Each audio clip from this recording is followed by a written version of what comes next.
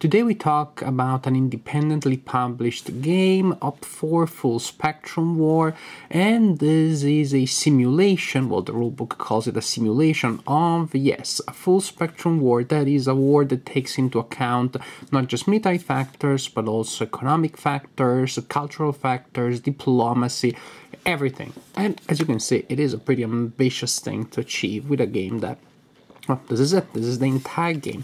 I have to say that also this seems even more ambitious when you learn the name of the series that this game has been published in.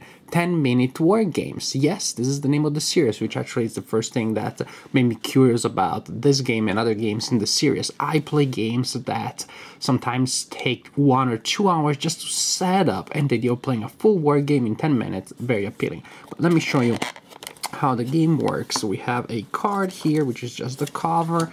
Then we have a deck of regional cards. From this deck of regional cards, you remove the national capital that will be present in every game, then you shuffle the rest, and you draw the 8 cards that are simply placed face up, available to the players. The order in which these other cards are placed doesn't matter, because then players will be able to choose any one card when it is their turn to start a fight. So you will have 9 cards here. I'm not even putting them all out. I need to show how the game works, but imagine that there are 9. Any card has an amount of victory points that the card is worth for the player that conquers that card, and players will keep trying to take control of cards until a player has gained the majority of the victory points available in that set of cards, and at that point you determine victory, because at that point the player is the winner. Each card then has a set of stats that represent the impact of different forces on that region. Military power has an impact of 5 here, world opinion 2, economic power 6, and as you can see, different areas have different sets of different values. In the remote region, cultural influence of local power is much more powerful than, say, in the national capital or in the industrial center. Then you have the rule book, which is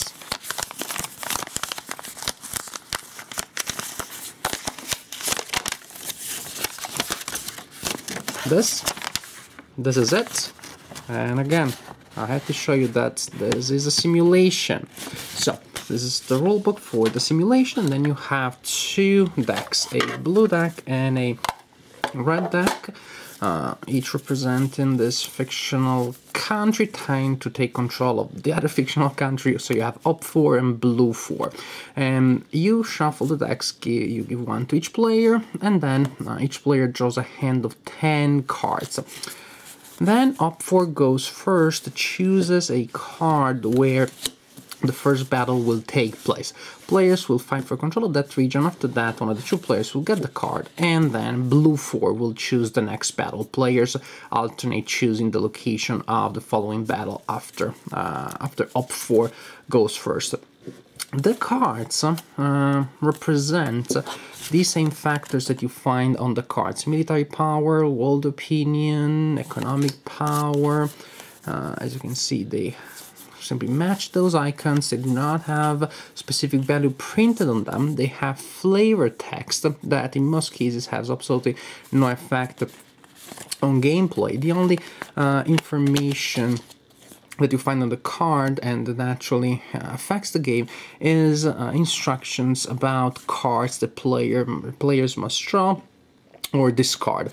So sometimes you're playing a card that actually helps the opponent. Here, Opfor, when playing this card, will allow the opponent to draw a card. In other cases, actually, you can damage the opponent.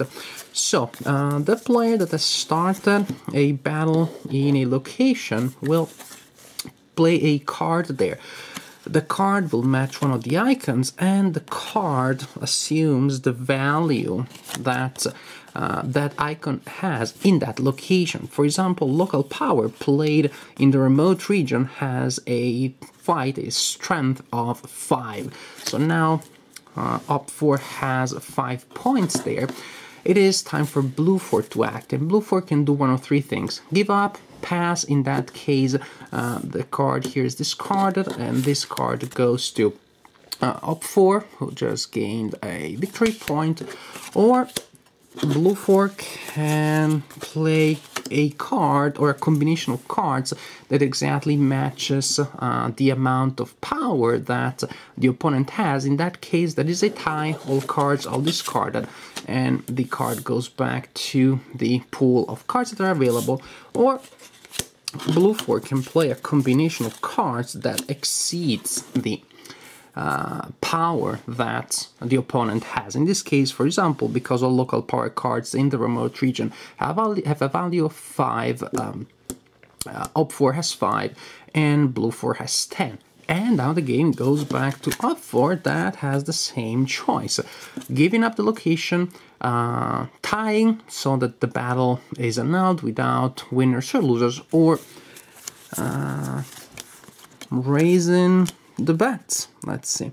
Cultural influence has 4, and military power not so much, so actually we do like this. Boom. Now, this player is winning the battle here. Game goes back to the player, and this is how it works. Players keep playing cards until the battle is resolved in one of the 3 ways that I showed you earlier. When the battle is over, all cards that were committed to the battle are discarded, and players draw 1 card, only 1 card. Doesn't matter how many you played. So as you can imagine, since in many battles you will play multiple cards, your hand will be dramatically reduced as the game progresses. And this is really how it works. The game does keep the promise of lasting 10 minutes, more or less, but how does it work? Are those going to be 10 fun minutes?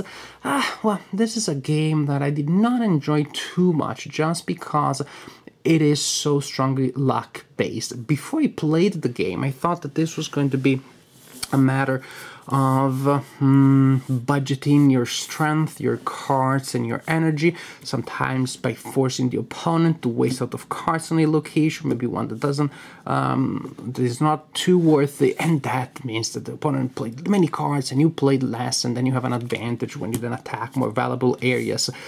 But that doesn't really happen, because if players are just playing a card each, when you give up a location, yes, the opponent played more cards than you, but just 1. And then because of effects that may force players to discard cards, or they will allow players to get extra cards, maybe the opponent actually will have the card and will have the same amount of cards that you have, or more. Even when you give up locations, you do not gain an advantage in terms of cards that will allow you later to launch a formidable attack against a location, meaning it is hard to create a strategy that, forces you to make a sacrifice now to have a big payoff later. All the games that I played simply start with a large number of cards played on the cards, the hands are reduced, and then for most of the games, both players have 3, 4, 2 cards in their hand, and that gives huge weight, of course, to the next card that you're going to draw, and that means a lot of weight and importance for the luck of the draw. And this is really pretty much how it works and how it worked in my group.